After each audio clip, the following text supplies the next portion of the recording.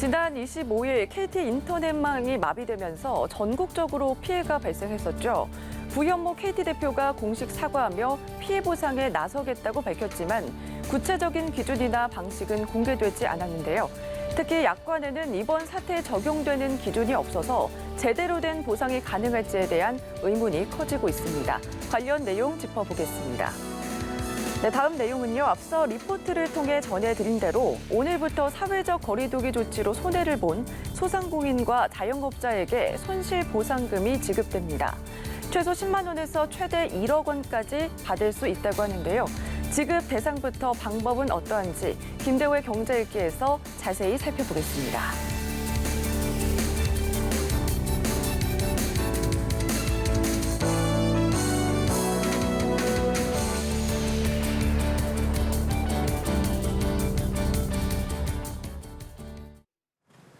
예, 김대호의 경제읽기 오늘도 김대호 경제학 박사와 함께하겠습니다. 박사님 어서 오십시오. 네, 안녕하세요. 네, 반갑습니다.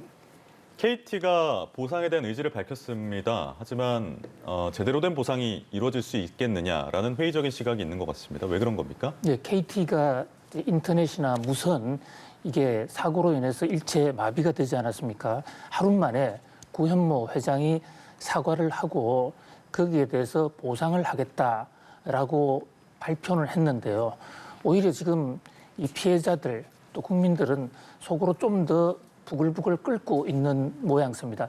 자, 지금 우선 장애로의 불편드린 점에 책임을 통감하고 조속하게 보상 방안을 마련하겠다 이러는데 우리 법 체계에서 보상과 배상 이게 굉장히 다른 개념이거든요. 예, 어떻게 다릅니까? 예, 배상은 KT가 잘못했을 때 손해를 만회해 준다 이것이 배상이고요. 보상은 본인들이 잘못한 게 아니라 정당한 일을 하거나 우연한 일로 빚어진 일에 대해서 만회시켜 준다 이게 보상인데 현재 지금 소비자들은 이게 명백한 KT의 잘못이기 때문에 보상이 아니라 배상이 돼야 된다. 배상이 맞는 예, 표현이다. 손해배상이다. 이런데 지금 손해배상을 받으려면 KT의 약관에 3시간 이상 연속으로 장애가 생겼을 때만 하도록 되어 있습니다.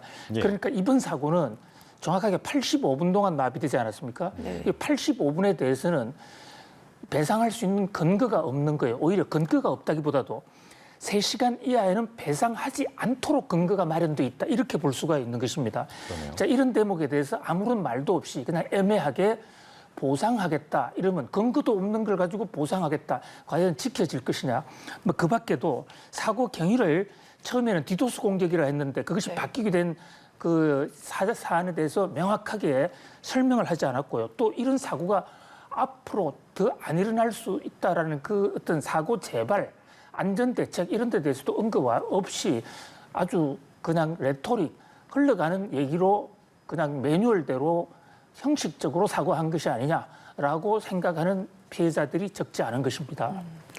이게 3년 전에도 KT 아현지사의 화재로 인해서 비슷한 사태가 발생을 했었는데 그때는 배상이 어떻게 이루어졌는지 궁금하고요. 이번에는 아무래도 전국에서 발생한 만큼 또 피해 규모가 클 것 같거든요. 그렇습니다. 3년 전에 그러니까 2018년이죠. 네. 2018년 아현동에 지하 그 인터넷 선이 화재가 나는 바람에 그 일대에 통신이 마비되지 않습니까? 네. 당시에도 배상은 하지 않았습니다. 배상 규정이 맞지가 않기 때문에요. 예. 그래서 보상을 했어요. 이건 또 보상이라는 건 도덕 차원에서. 그래서 그 인근의 상인들의 각자 피해 상태를 감안해가지고 40만 원에서 120만 원까지 영업을 하는 분들에게는 보상을 했고요. 또 이제 영업을 하지 않고 있는 일반 유선 가입자, 무선 가입자들에게서는 1개월에서 6개월 요금을 감면해주는 네. 이런 방식이었는데 당시만 하더라도 그 피해 지역이 아현동 일대로서 매우 제한적이었습니다. 네. 그래서 구체적으로 조사도 할 수 있었고 또 애로사항을 가서 소원 수리를 할 수 있었지만 이번 사고는 거의 전국적으로 벌어졌고 그 피해를 구체적으로 입증하기도 쉽지가 않거든요. 심지어 지금 학교에서도 중고등학교 또는 대학에서도 강의 중에 이것이 원격 많이 수업이. 나가서 강의가 중단이 됐는데 이 피해를 어떻게 측정할 것이냐, 어떻게 보상할 것이냐. 국제 바둑도에도 마비가 됐고요. 특히 영세 상인들 같은 경우에는 손님이 왔는데 카드 결제가 안 돼서 결제를 못 해주고 그 손님이 나갔단 말입니다. 이것을 어떻게 입증할 것이냐. 그분이 와서 거래를 하려고 했는데 못했다를 과연 서류 입증이 되느냐.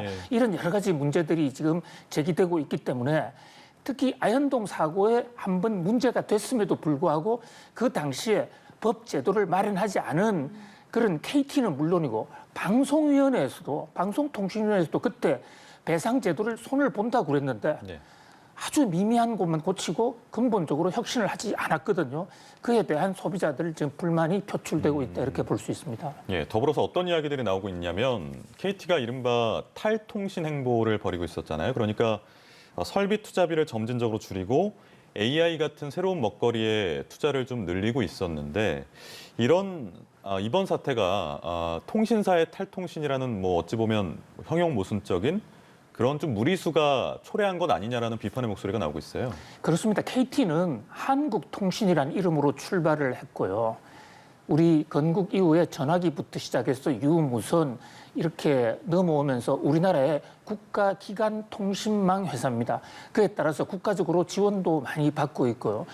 그런데 이 이제 KT가 구현모 회장 체제에 들어와서 통신 사업을 좀 스스로 수익을 좀 극대화시키겠다 해서 뭐 의도는 좋습니다. 수익이 늘어나면 그만큼 비용도 싸게 할 수 있는 거니까요. 그래서 지금 통신 사업이 아닌 다른 곳에 이를테면 AI 인공지능을 통한 어떤 이 자동 응답 시스템 이런 것을 개발하는데 굉장히 역점을 뒀거든요. 사고가 났던 그날도 바로 통신이 먹통되는 그 시간에 구현모 회장은 AI 통신 자동 응답 시스템 개막식에 가 있었거든요. 바로 이런 것 때문에 주업은 팽개치고 탈통신하면서 엉뚱한 일을 하면서 결국은 이런 이 통신 마비 상태를 자초하지 않았느냐. 국가통신망 기관 산업이 이럴 수가 있느냐. 거기에 대한 지금 볼멘 소리가 나오는 것이죠. 지금 그뿐만이 아니라 5G를 우리가 세계에서 제일 먼저 개통했다고 그러는데 지금 우리 휴대폰 쓰는 것 중에 5G에 제 속도를 제대로 쓰고 있는 사람이 거의 없습니다. 그다음에 또 어떤 최고급 기가 서비스 돈은 많이 받고도 실제로 조사해 보니까 그런 서비스를 하지 않았다. 이런 어떤 이 통신 회사의 KT의 어떤 국민적인 배신이라고 그럴까요? 이런 문제들이 이번 사고로 한꺼번에 이제 조명이 되면서 불만이 폭증을 했다 이렇게 볼 수가 있겠습니다. 네, 알겠습니다. 네, 다음 내용 살펴보겠습니다. 앞서 리포트에서도 보도가 됐었는데 소상공인 손실 보상금 신청이 오늘부터 시작이 됐습니다. 구체적으로 설명해 주세요. 네, 상당히 오늘 역사적인 날입니다. 전 세계를 통틀어서 이 방역 문제 등과 관련한 정부의 조치로 인해서 손실이 생겼을 때 이를 보상하는 것을 법으로 제도화시킨 게 한국이 처음입니다. 처음일 뿐만 아니라 우리나라가 유일무이한 세계에서 유일한 이 제도를 갖고 있거든요. 이 제도가 공표된 게 7월 7일이에요. 그래서 7월 7일부터 3분기 말인 9월 말일까지 약 2달 23일간 있었던 정부의 거리두기 방역 조치로 해서 영업을 하지 못했거나 또는 영업시간 단축된 사람에 대해서 오늘 아침부터 이제 본인이 요청을 하면 그 손실보상금을 지급하는 현재 구체적으로 드러난 손실액의 80%까지 그리고 이제 그 각자 최저 한도가 10만 원 또 최대 한도가 1억 원 범위 내에서 각자의 지급을 하는데요. 여기 인터넷 사이트만 들어가면 대부분의 경우에는 과거 국세청 자료로 이미 시뮬레이션이 다 끝나 있기 때문에 자기가 얼마 받는다라는 게 다 나와 있습니다. 거기서 동의하면 동의 클릭을 누르면 오늘 중으로도 돈이 나가고요.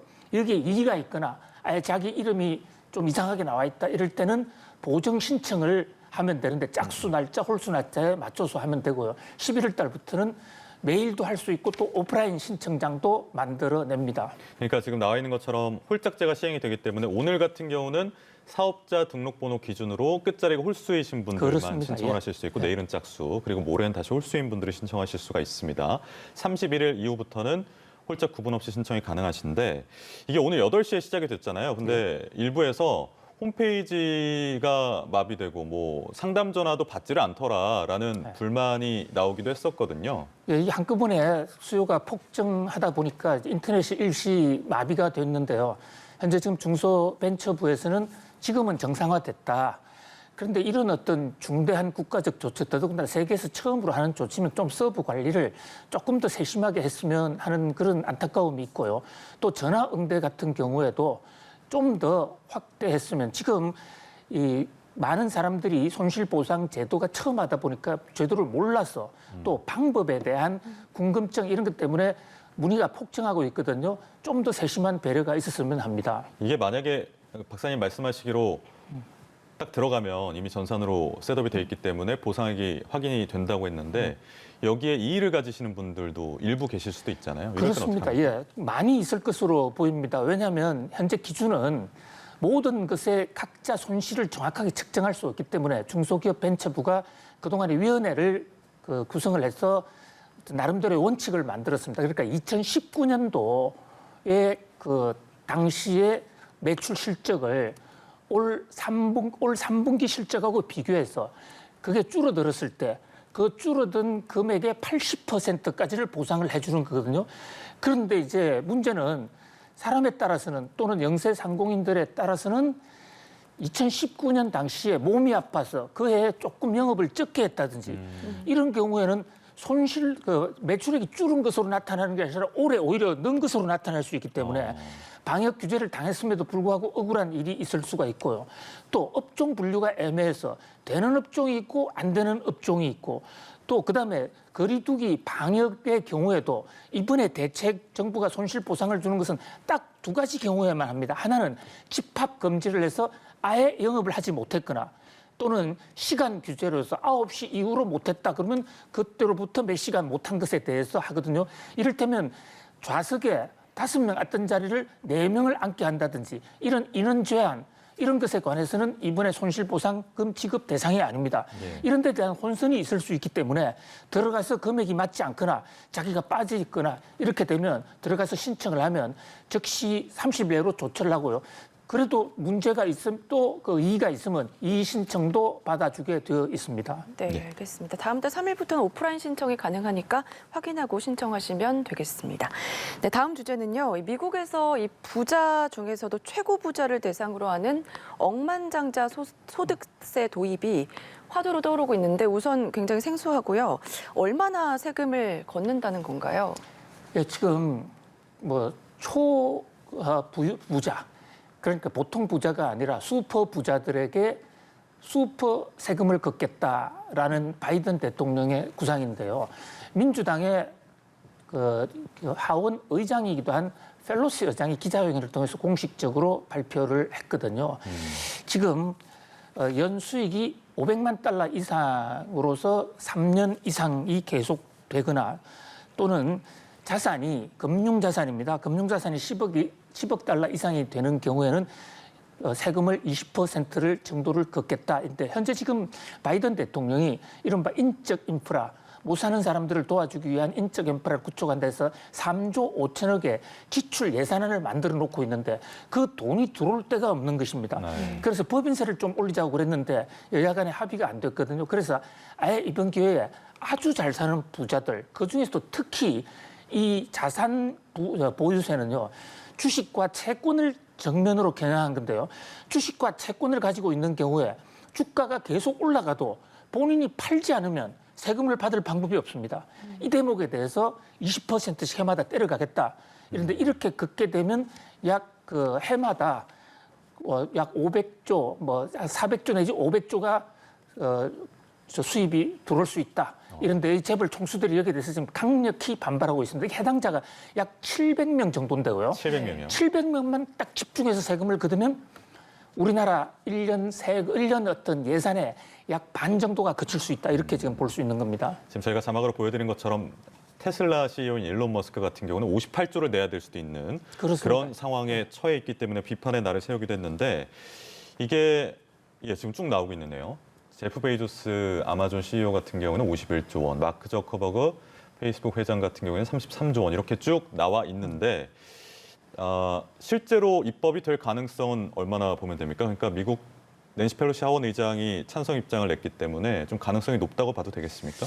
그런데 법 어떤 논리상 미실현 소득이란 말이죠. 그러니까 미실현 소득 중에서도 채권과 주식 이걸 보유만 하고 있으면 여기다 과연 세금을 부과할 수 있느냐는 이런 어떤 법 논리적인 문제가 있어서 국회에서 입법이 된다 하더라도 헌법 소원 등을 통해서 재판부에 의해서 법원에 의해서 거부될 가능성이 있어요. 물론 현재 국회에서는 지금 다수당을 차지하고 민주당이 강력히 지금 추진하고 있기 때문에 일단 입법의 가능성을 완전히 배제할 수는 없고요. 그런데 바이든 대통령 입장에서는 이게 수록 실패하더라도 지금 부자들이 돈을 많이 벌고 있다는 사실을 좀 확대해서 설명함으로써 그 부자들로부터 세금을 좀 다른 방법으로라도 걷어내는 데에 효과가 있으리라고 이렇게 판단하고 있는 듯합니다. 지금 부자들이 내는 세금요. 미국의 소득세율이 상당히 한국보다 더 높음에도 불구하고 뭐 워렌 버핏이라든지 또 지금 나오고 있는 각 미국의 부자들이 세금을 아예 한 푼도 안 내는 경우가 많습니다. 네. 그것은 새로 투자한다고 해가지고 조세 감면을 많이 받고 있거든요. 그래서 이번 기회에 저 부자 보유세와 동시에 저게 안 된다 하더라도 세금 감면 제도를 대폭 없애겠다. 그리고 법인세에서도 최저세율 15%를 도입해서 법인세 적게 내는 경우에도 많이 받겠다라는 지금 각종의 아이디어가 속출하고 있는 상황이다 볼 수 있겠습니다. 네, 지켜봐야 될 것 같습니다. 오늘 이야기 여기까지 들어보도록 하겠습니다. 김대우의 경제읽기 김대우 박사와 함께했습니다. 고맙습니다. 감사합니다. 감사합니다.